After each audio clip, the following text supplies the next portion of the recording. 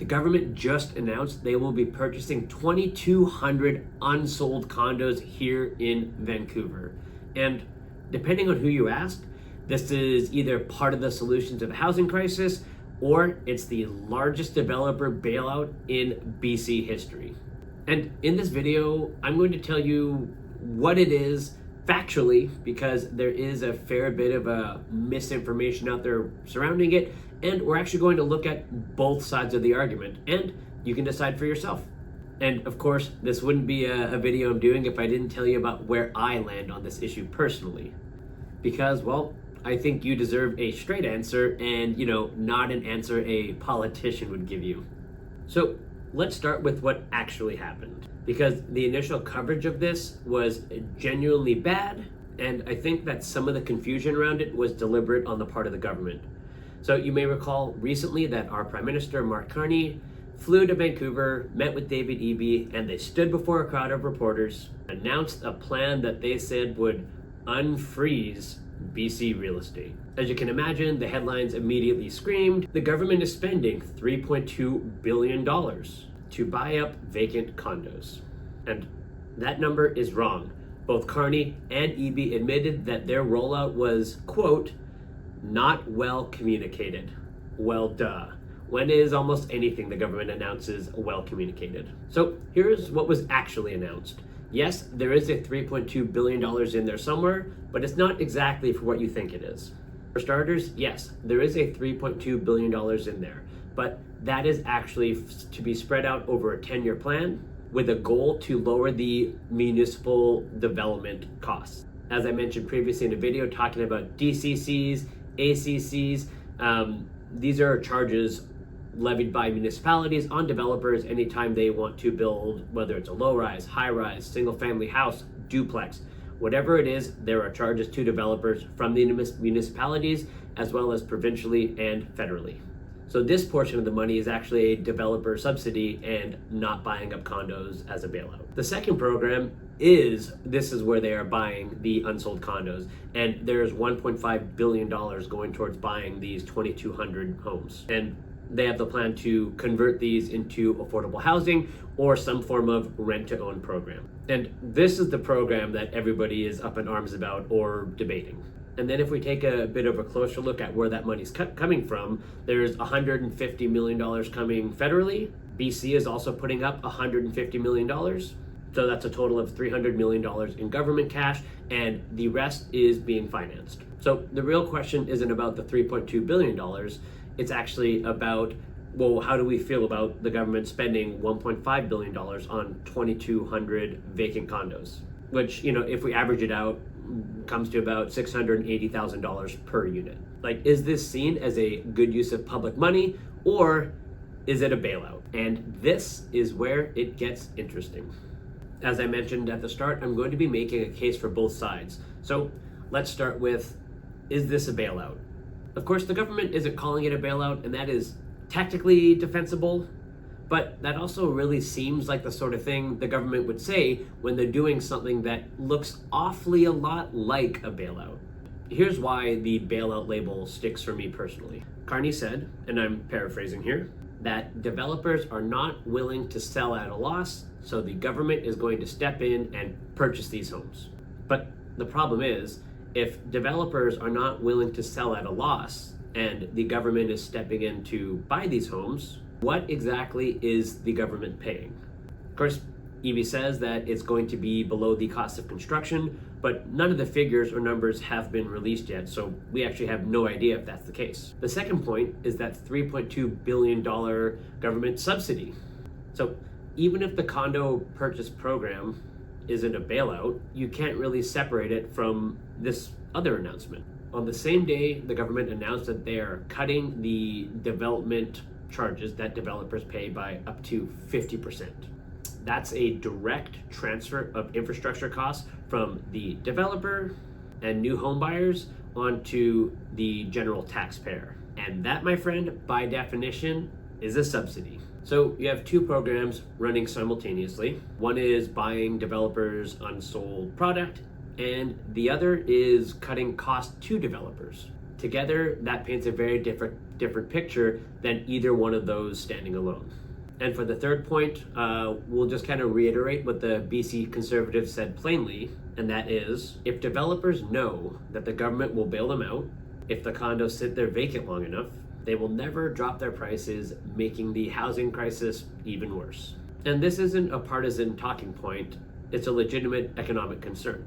Markets correct through price discovery, and naturally that's going to happen. Prices will continue to fall until the buyers show up. And same thing, when prices are going up, prices continue to rise until buyers stop showing up.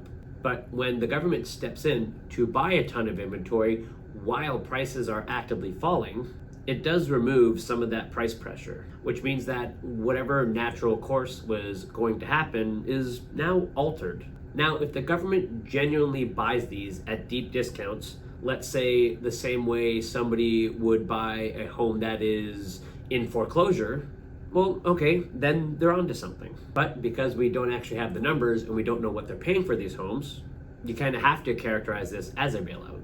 Now I'm going to be making the counter argument because I believe that it does deserve its own fair hearing, and because I think that the people defending this, well, they're not wrong about everything. There are genuinely some good points. And the strongest case for it goes something like this.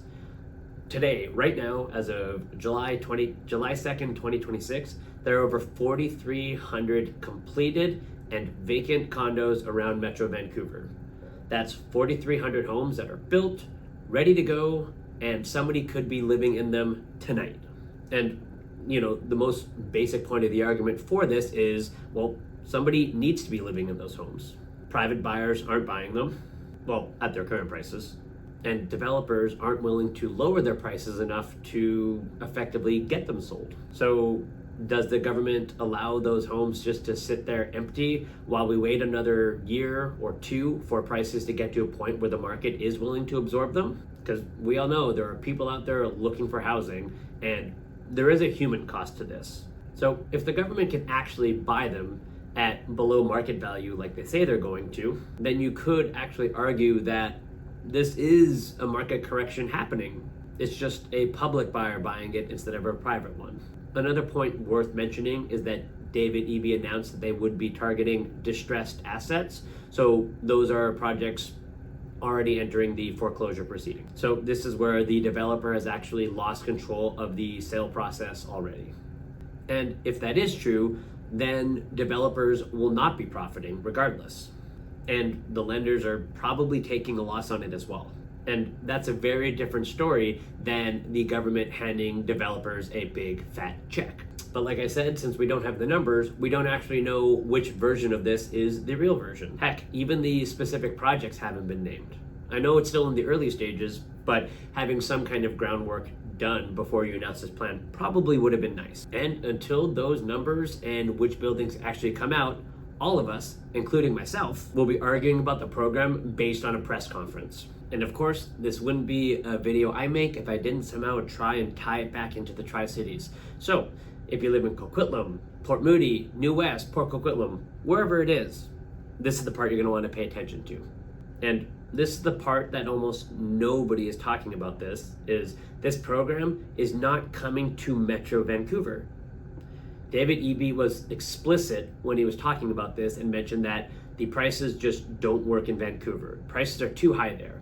They cannot go in and, even at under market value, buy enough meaningful inventory to convert into affordable housing, at least at numbers that work.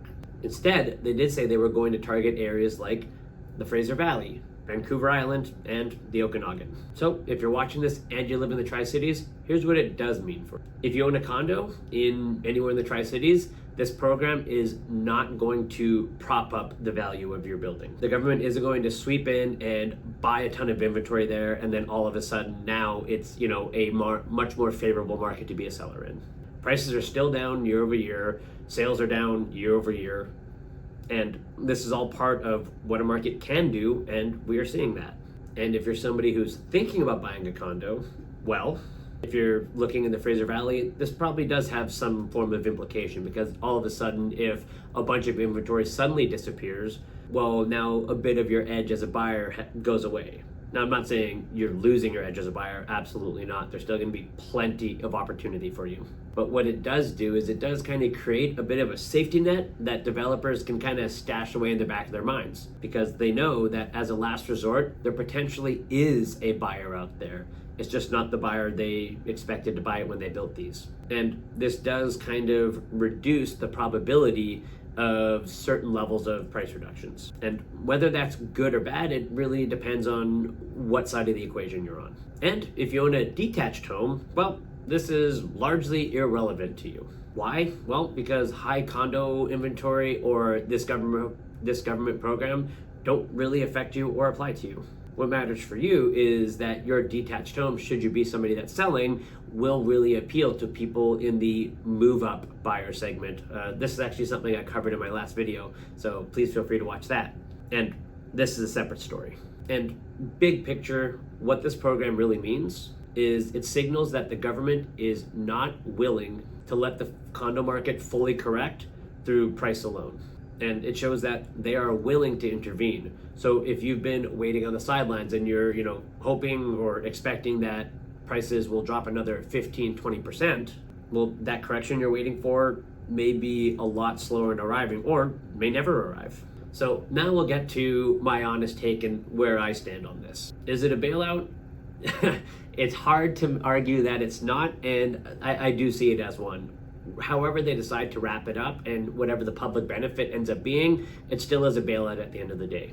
The developer fee subsidy that I mentioned earlier, the straightforward transfer of cost from the developer and ultimately the end user to the taxpayer, that is absolutely a bailout of development economics, regardless of what you choose to call it. And the condo purchase program, well, that's a little bit more nuanced. Like I said, if they buy at a genuine discount, then it's absolutely defensible. But if they end up paying what developers want them to pay and call it below the cost of construction, right now is actually a bar below what market value is, then it certainly leans heavily into being a bailout. What I do know is that two levels of government, provincial and federal, have decided that they don't want to see the condo market find the bottom on its own. And well, that matters for you and how you plan to navigate this market. And of course, if you want to know what it means specifically for you, whether that's your condo, your townhome, or detached house, and you've been thinking about making a move, whether that's buying or selling, reach out. This is the exact kind of conversation that I'm having with clients every day. As always, if you found this information useful, I'd love a subscribe. I plan on covering this as well as other topics as they emerge. And with stories like this, the devil is in the details, especially those details that haven't yet been announced. Thanks for watching, and as always, I'll see you in the next one.